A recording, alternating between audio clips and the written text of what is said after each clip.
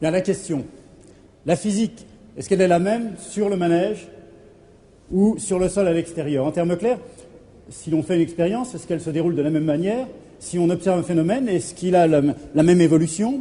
Et d'une manière plus générale, qu'est-ce qui se passe lorsque les physiciens veulent décrire leur phénomène sur un système, on appelle ça un système de référence extérieur, et ensuite passer à une description sur un autre système de référence qui tourne par rapport au premier?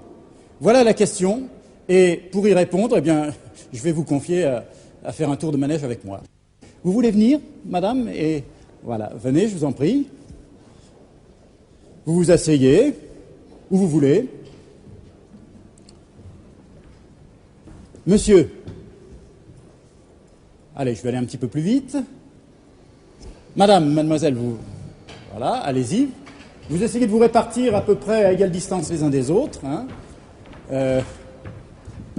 Monsieur, vous voulez venir? Voilà, ça fait combien? 1, 2, 3, 4, 5, 6, 7... Monsieur, vous êtes grand, ça ira très bien. Allez, tu veux venir? Voilà.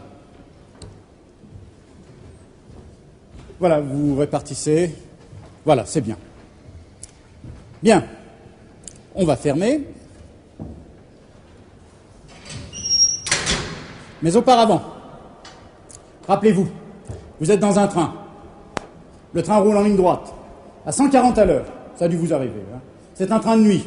Vous êtes dans votre compartiment, et puis vous vous réveillez, les rideaux sont baissés. Je suis sûr que ça vous est arrivé. Vous vous dites, on roule ou on roule pas? Rien à l'intérieur de votre compartiment ne vous permet de savoir que vous roulez. C'est extraordinaire. Il faut relever les rideaux pour voir si le paysage défile ou si vous êtes à l'arrêt dans une gare de province. Hein. Le mouvement en ligne droite, à vitesse constante, à 140 à l'heure, rien ne le met en évidence. C'est comme si vous étiez dans votre chambre. Le premier qui a affirmé cela, il y a 3 siècles, c'est Galilée. Il a dit le mouvement rectiligne et uniforme, c'est le nom, hein, mouvement en ligne droite à vitesse constante. Il a dit le mouvement rectiligne et uniforme est comme rien. C'est un soupçon de mouvement, un soupir. On se demande même s'il a une réalité. Par contre, que le train freine brutalement et vous sentez blackbouler vers l'avant, que le train accélère brutalement et vous sentez plaqué vers l'arrière, si le train prend un virage à gauche, vous savez bien, vous sentez déporté à droite, ça y est, les yeux fermés, vous êtes capable de dire on freine, on accélère, on tourne. Pourquoi? Vous n'avez pas eu besoin de relever les rideaux. Simplement parce qu'à ce moment-là, vous avez senti des forces qui vous déportent. Ces forces sont ce qu'on appelle les forces d'inertie. Et le but de ce manège, c'est de vous les faire vivre. Allez, on tourne.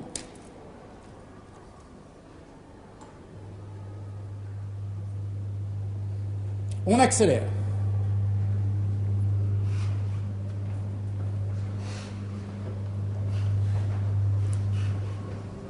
On accélère.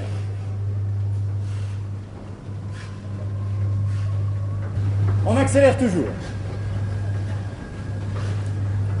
On va tourner à une vitesse maximale de 10 tours à la minute.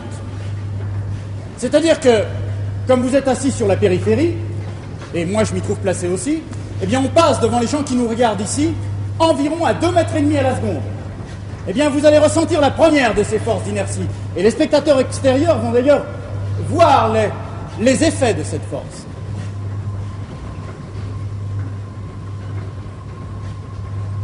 Monsieur, vous et vous seulement. Debout. Allez, on s'arrache. Allez, on s'arrache. Allez, on s'arrache. Allez, monsieur, je peux peut-être vous aider? Allez. Les 2 pieds parallèles et les mains dans le dos, s'il vous plaît. Les mains dans... Monsieur, venez avec nous. Les mains... Cherchez une position d'équilibre. Les mains dans le dos. Mademoiselle, allez. On se lève, on se lève. On se lève, on se lâche. Je vous aide aussi. Les mains dans le dos. Debout. C'est bien. Madame, debout. Allez, allez, les mains dans le dos, les mains dans le dos, les mains dans le dos. Allez, tu te lèves. Allez, voilà. Ça y est. Bon, ils ont dû se battre pour se lever contre cette force qui les plaque contre le fond du siège. La force d'inertie centrifuge. Vous connaissez tous et toutes le nom. Bon, mais maintenant, dites-moi, normalement, quand on se tient debout, eh bien, on se tient vertical. Qu'est-ce que c'est que cette position? Allez, tenez-vous vertical, vertical, vertical. Non, mettez-vous. Ah, ça tient pas. Asseyez-vous avec grâce, élégance et distinction, s'il vous plaît. Allez, asseyez-vous. C'est gracieux. Une petite pause. La force centrifuge, la première de ces forces d'inertie. Il y a suspendu sur ce plateau un niveau d'eau qui nous montre, comme tous les niveaux d'eau, l'horizontale. Vous le voyez, la surface de l'eau colorée en bleu. Et voici un fil à plomb qui, lui, matérialise la verticale. D'ailleurs, on peut vérifier, le contraire serait surprenant, que la surface de l'eau prolongée jusqu'au fil forme un angle droit, bien sûr. On tourne.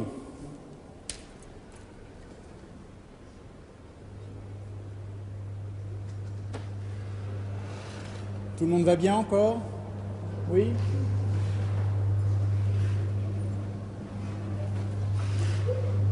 On ne peut plus se fier à rien du tout. Regardez-moi la surface de l'eau. Elle nous montre n'importe quoi. Non, ce n'est pas n'importe quoi. C'est un arc de parabole. Et regardez le fil à plomb qui est en train de s'incliner vers l'extérieur au fur et à mesure que la vitesse de rotation augmente. Il est incliné de près de 25 degrés vers l'extérieur. Enfin, la pesanteur n'a pas changé. Elle est toujours dirigée verticalement. Eh bien, il matérialise une pesanteur apparente oblique, celui-ci. Et d'ailleurs, je veux vous faire remarquer que si moi je veux me tenir debout, stable, tranquille, regardez l'orientation de mon corps, la même, pour moi comme pour lui, maintenant la pesanteur elle est oblique. Mais les spectateurs extérieurs vont me dire, mais non, la pesanteur elle est toujours par là, vers le centre de la Terre. Oui, mais nous qui sommes sur le plateau, nous subissons notre poids qui est bien vertical, mais nous subissons aussi cette force qui nous tire par la ceinture, la force d'inertie centrifuge. Et tout naturellement, on se place selon la diagonale, la résultante, comme disent les physiciens. Une pause.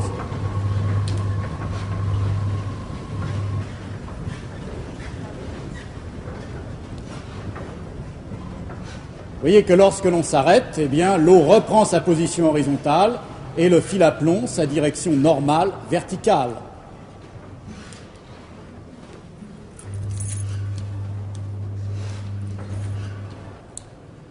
Eh bien, il y a un problème.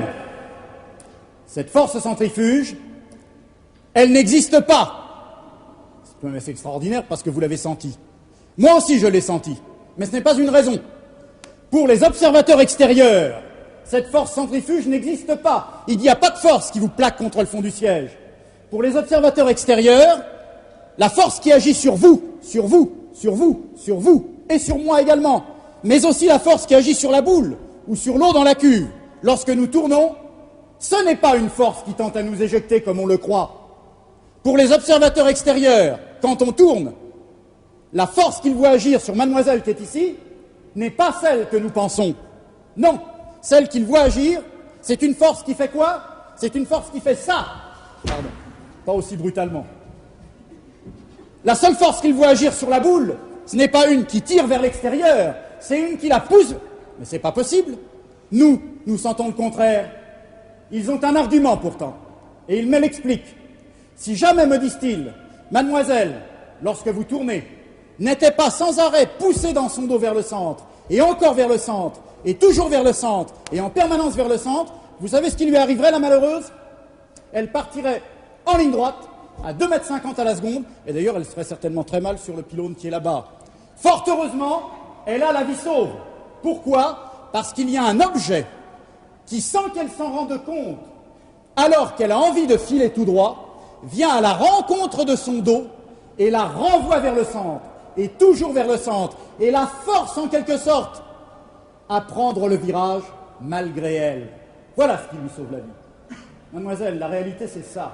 Il y a un objet qui vient à la rencontre de votre dos sans que vous vous en rendiez compte et qui va vous pousser vers le centre et qui vous sauve la vie. Est-ce que je peux me permettre de vous demander, mais je peux le demander également à d'autres personnes, Quel est cet objet? Non. C'est le banc. La réalité, c'est ça. Lorsque nous tournons, alors que nous aurions envie de filer tout droit, c'est lui qui vient à la rencontre de notre dos et qui nous renvoie par là, et encore par là, et toujours par là. La seule force qui agit sur nous, elle est dirigée vers le centre. Eux en ont une claire notion, et ils l'appellent la force centripète. Mais nous qui sommes assis dans le manège, et la preuve vient d'en être donnée, on est incapable de se rendre compte de ça. On est incapable de voir que c'est le banc qui vient nous pousser vers le centre. Et on se met à tout comprendre à l'envers. On croit que c'est nous qui appuyons sur lui, alors que c'est lui qui nous renvoie vers le centre. On invente une force. Pour eux qui ont le juste point de vue, elle n'existe pas. La force centrifuge, nous l'inventons que parce que nous sommes des mauvais observateurs qui sont situés sur ce plateau en train de tourner et qui n'avons pas une juste vision de la réalité. Ce sont eux qui ont la juste vision de la réalité. On les appelle des observateurs galiléens. Et nous ne le sommes pas. Nous sommes dans un système dans lequel s'introduisent ces forces bizarres qu'on appelle les forces d'inertie, dont on ne voit pas l'origine d'ailleurs. C'est normal, elles n'existent pas. C'est ce que les physiciens appellent des forces fictives. Alors, la force centrifuge n'existe pas, mais qu'est-ce qu'on la sent bien? Tu vas venir te mettre ici, à 50 cm de l'axe. Voilà, tu regardes bien en face. Voilà.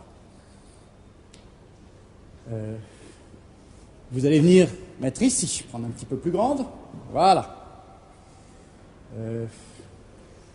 Madame, vous allez venir vous mettre ici. Voilà. 50 cm de l'axe. 1,20 m de l'axe. 2,25 m, peut-être une position assez dangereuse, là, de l'axe. On va tourner. Tout va bien. Le dossier leur sauve la vie. Non, parce que là, il n'y a plus de dossier. Diable, par quelle partie de leur corps va-t-on exercer la force qui les contraint à tourner avec nous? La force centripète, la vraie. Ben, c'est par les pieds. Vous voyez qu'ils reposent sur la moquette.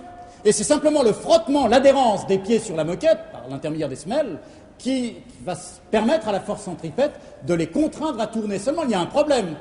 Et tout le monde le sait, quand on monte sur un tapis et que quelqu'un tire le tapis brutalement, on vient avec le tapis, mais en même temps, on tombe à la renverse. La petite demoiselle va tomber à la renverse sur la demoiselle moyenne, qui va tomber à la renverse sur la dame qui est ici. Et, ben écoutez, vous essayez tout de même d'éviter cela. Alors, vous allez chercher votre équilibre. Les mains dans le dos, s'il vous plaît.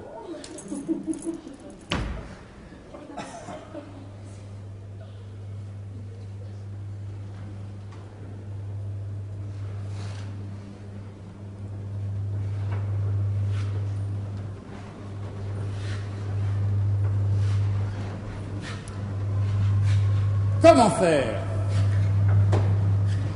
Sachant que la force centrifuge que nous ressentons, bien qu'elle n'existe pas, tente à faire basculer vers l'arrière, et bien tout naturellement se pencher vers l'avant. Et quand on trouve son équilibre spontané, l'inclinaison, regardez l'inclinaison des trois corps, beaucoup moins marquée pour la première petite demoiselle en noir, davantage pour la seconde, et bien plus grande encore pour madame qui est à l'extérieur. Interprétation pour nous qui sommes sur le manège. Si madame s'incline beaucoup plus que la première demoiselle, c'est certainement parce qu'elle se sent tirée par la force d'inertie centrifuge vers l'extérieur beaucoup plus fortement. Interprétation pour les physiciens du dehors. Si madame se penche davantage, c'est parce que la force centripète qu'on doit appliquer au niveau de ses pieds vers le centre est certainement plus importante que celle qu'on doit exercer pour contraindre la demoiselle en noir à tourner. Et donc, pour résister au basculement, madame s'incline davantage. Voilà la véritable interprétation. Madame, vous allez garder cette inclinaison, s'il vous plaît. Vous ne vous redressez plus. Quoi qu'il arrive, et quoi qu'il en coûte, vous ne vous redressez plus. Je vais arrêter le plateau. Vous devinez la suite? Allez, restez penchés. Ne vous redressez plus, quoi qu'il en coûte. Allez, si, je ne vais pas vous demander de tomber. Voilà, vous êtes très aimable. Merci. Ne bougez pas avant l'arrêt complet. Voilà, vous pouvez vous asseoir. Merci. Bon, c'était déjà pas facile de tenir debout sur le plateau lorsqu'il tourne à cause de cette force que nous ressentons, la force centrifuge. C'était pas facile, d'autant moins facile que l'on était plus loin de l'axe. Mais maintenant, la seconde de ces forces d'inertie, je vais avoir une exigence supplémentaire. Je vais demander à l'un ou l'une d'entre vous, on va choisir une dame d'ailleurs, de bien vouloir traverser le plateau lorsqu'il tourne. C'est pas triste, hein. Supposez que je traverse le plateau selon un diamètre et je marche normalement. La vitesse normale de marche est 4 km/h. Je marche sur mon plateau. Les observateurs extérieurs, ceux qui sont restés dehors, me disent « Votre plateau, qu'est-ce qu'il fait? Il tourne !» Ah tiens, ça c'est vrai. Oui, pour eux, mon plateau, il tourne. Seulement, comme pour moi, il est sous mes pieds, je continue à marcher, je m'en moque. Les observateurs du dehors m'interrompent une deuxième fois. « Si votre plateau tourne, me disent-ils, votre vitesse, qu'est-ce qu'elle a ma vitesse? Votre vitesse, elle varie. » Elle varie pas, je marche plus à 4 km/h par là. Si. Ben alors, elle varie pas. Si elle varie, et il m'explique, votre vitesse, la flèche bleue là, pour nous, elle tourne.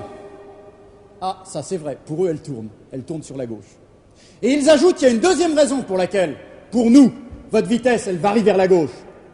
Quand vous partez du bord, vous passez devant nous à 2,5 mètres à la seconde.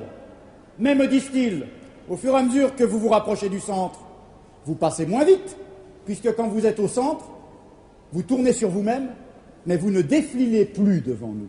C'est vrai. Pour eux, je ne défile plus quand je passe. Autrement dit, cette vitesse avec laquelle je défilais, elle va en rétrécissant pour eux. Si, pour eux, ma vitesse, lorsque je traverse, varie vers la gauche, parce qu'elle bascule et parce qu'elle rétrécit, alors je me trouve dans la situation d'un train à l'intérieur de mon compartiment quand le train aborde une courbe sur la gauche. Qu'est-ce que j'ai dit? Que l'on ressent une force qui déporte à droite. Ça sera peut-être pas si facile que ça de traverser le plateau.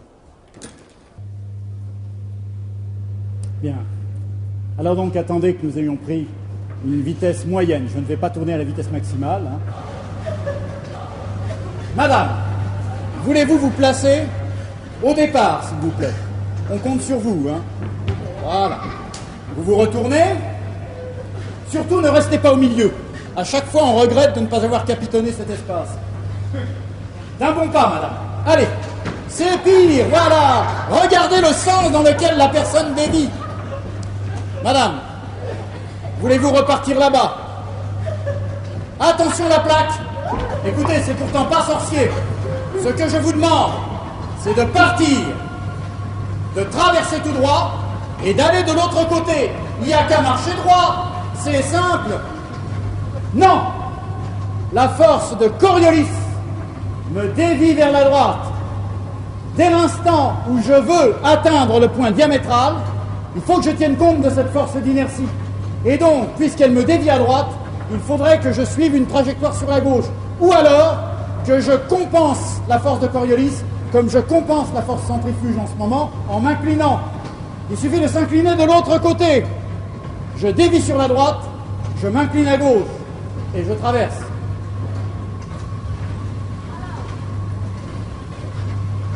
C'est simple. Une pause. Tout le monde va bien?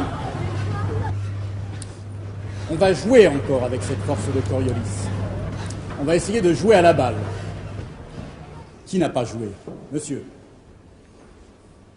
Toi, tu n'as pas joué. Voilà. Monsieur. Allez. Vous allez jouer avec moi, pas tous en même temps. Vous me lancez la balle.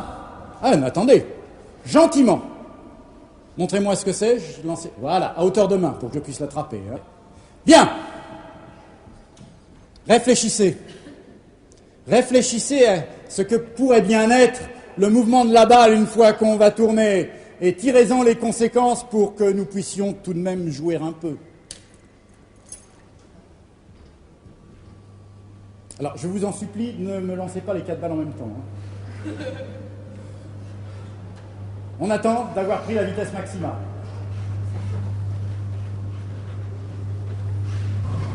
Lorsque l'eau est le plus fortement incurvée, je sais que nous tournons à peu près à 10 tours à la minute. Monsieur, voilà, bravo, allez, c'est de mieux en mieux. Voilà. Est-ce que je vais réussir à en avoir une? Qui est-ce qu'on a encore une? Allez, il n'y a rien à faire, c'est pourtant simple, madame. Je joue avec vous. Non, il n'y a rien à faire. Si vous me lancez la balle, réfléchissez à sa trajectoire. Comme les personnes qui essayaient de traverser tout à l'heure. La force de Coriolis va dévier la balle dans le sens du mouvement. Et si vous voulez jouer avec moi, il ne faut surtout pas me la lancer directement. Il faut la lancer comme si j'étais à 1 mètre à ma gauche, enfin à gauche par rapport à vous. On essaie. Voilà. Et moi, si je veux jouer avec vous, il ne faut pas que je vous la lance, car c'est pour madame qui ne l'attend pas. Non, pour que vous l'ayez, voilà. Drôle de façon de jouer la balle. Oui, ça s'achemine vers les 35 mètres secondes, ça. Non, puisque c'est comme ça, je joue tout seul. Je vous demande de rentrer un peu vos pieds, s'il vous plaît, et surtout de la laisser passer. Regardez ce que l'on peut faire avec la force de Coriolis.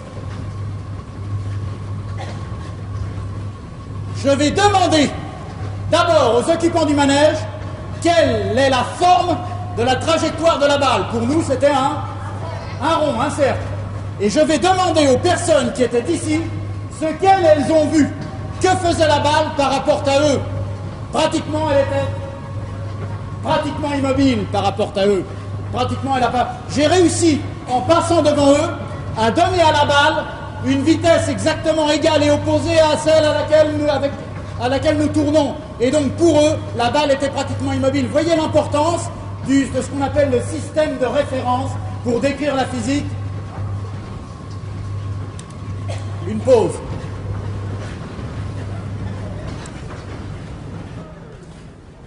Cette force de Coriolis, elle intervient dans un dernier exemple. Je vais vous demander un nom, un lieu, une date. Un pendule, une flèche en dessous, on tourne. On tourne à vitesse lente. Regardez.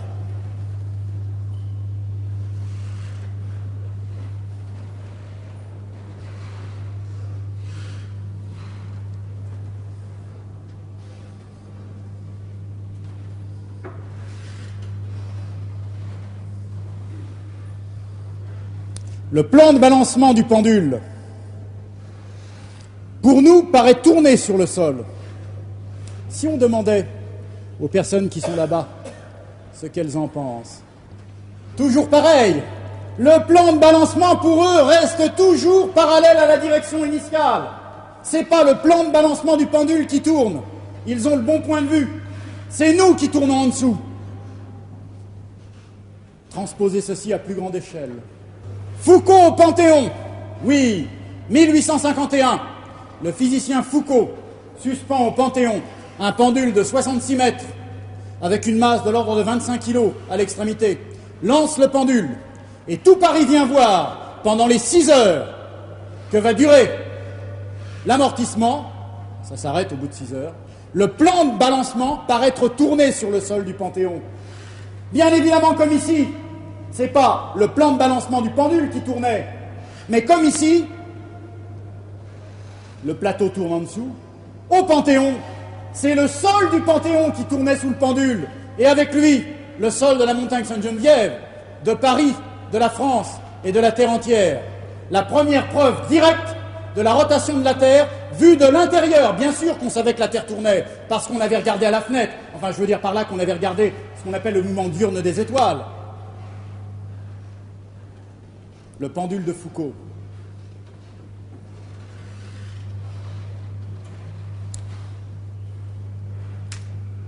Nous allons nous en tenir là. vous allez pouvoir descendre.